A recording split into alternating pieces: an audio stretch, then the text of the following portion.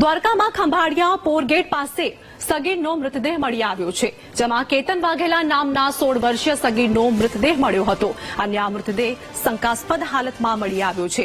પાણીના ટાંકા પાસેની અબાવરૂ જગ્યાએથી મૃતદેહ મળ્યો હતો તો 3 દિવસથી સગીર યુવક ગુમ પણ થયો હતો. મૃતદેહને પોસ્ટમોર્ટમ માટે મોકલી પોલીસે આગળની તપાસ હાથ ધરી છે.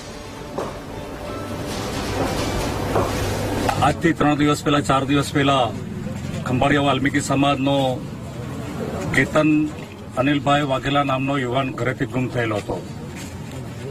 આ યુવાનની લાશ આજે ખંભાળિયા ખાતે રામનાથ સોસાયટી વિસ્તારમાં નગરપાલિકાના સંપમાં એક અવાવરૂ જગ્યાએથી મળેલી છે, જેની જાણ આજે અમને થતાં પોલીસ તરફથી જાણ કરવામાં આવી. તે ઓળખ આપવા માટે આ યુવાનની ઓળખ માટે બોલાવવામાં આવેલા હતા, જેમાં આ યુવાન ગુમ થયેલો યુવાન અમારા વાલ્મીકી સમાજનો યુવાન જ છે અને અત્યારે ખંભાળિયા રેફરલ હોસ્પિટલ ખાતે જનરલ હોસ્પિટલ ખાતે પોલીસ દ્વારા તપાસ ચાલુ છે.